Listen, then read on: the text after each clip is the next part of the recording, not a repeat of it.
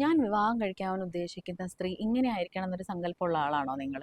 ചില ആളുകൾക്ക് വർക്കിംഗ് വുമണിനെ ആയിരിക്കും വേണ്ടി വരിക.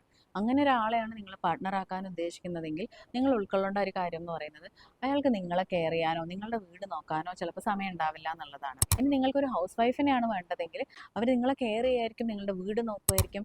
അവർക്ക് പക്ഷെ ഒരു ഏർണിംഗ് ഉണ്ടാവില്ല എന്നുള്ളത് നിങ്ങൾ ഉൾക്കൊള്ളണം. അപ്പോൾ ഇത് അവരുടെ ഒരു കോൺട്രിബ്യൂഷൻ ആയിട്ട് നിങ്ങളത് കണക്കാക്കണം. ഇനി മൂന്നാമത്തെ കാര്യം എന്ന് പറയുന്നത്, ചില ആളുകൾ പറയാണ്ട് വളരെ സബ്മിസീവായിട്ട് ഞാൻ പറയുന്ന കാര്യങ്ങളൊക്കെ കേട്ട് അങ്ങനെ ഒതുങ്ങി ജീവിക്കുന്ന ഒരു പെണ്ണിനെയാണ് എനിക്ക് വേണ്ടതെന്നുള്ളത്. അതേസമയം തന്നെ അവർ പറയുന്ന ഒരു കാര്യം കൂടി ഉണ്ട്. അവള് ഭയങ്കര ഡിപ്പെൻഡൻ്റ് ആണ്, എന്ത് കാര്യത്തിനും എന്നെ വിളിച്ച് ചോദിക്കാം, എപ്പോഴും എപ്പോഴും അത് എനിക്ക് തന്നെ ഒരു ഫ്രസ്ട്രേഷൻ ഉണ്ടാക്കുന്നു എന്നുള്ളത്. അപ്പോൾ അത്തരത്തിലുള്ളൊരു സബ്മിസീവായിട്ടൊരു സ്ത്രീയാണ് നിങ്ങൾ ആഗ്രഹിക്കുന്നതെങ്കിൽ അവർ നിങ്ങൾ ഒരുപാട് ഡിപ്പെൻഡൻ്റ് ആയിരിക്കും എന്നുള്ളതും നിങ്ങൾ ഉൾക്കൊള്ളണം. ചില ആളുകൾക്ക് വളരെ ബ്രേവ് ആയിട്ടുള്ള ടഫായിട്ടുള്ള സ്ത്രീകളെ ആയിരിക്കും പാർട്ട്ണറാക്കാൻ ഇഷ്ടം. അപ്പം അത്തരത്തിലുള്ള സ്ത്രീകൾക്ക് അവരുടേതായിട്ടുള്ള അഭിപ്രായങ്ങളും വിശ്വാസങ്ങളും തീരുമാനങ്ങളും ഉണ്ടാവും എന്നുള്ളതും നിങ്ങൾ ഉൾക്കൊള്ളണം. അപ്പോൾ ഇവരാരും ഒട്ടും മോശക്കാരൊന്നും അല്ല.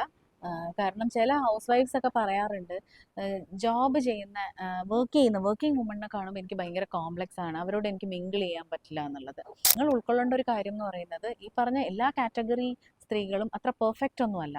എല്ലാവരും അവരുടേതായിട്ടുള്ള രീതിയിൽ യുണീക്കാണ്. അപ്പോൾ ഇതൊക്കെ മതി എന്നുള്ള ചിന്തകൾ അവസാനിപ്പിക്കുക. Look great and feel great.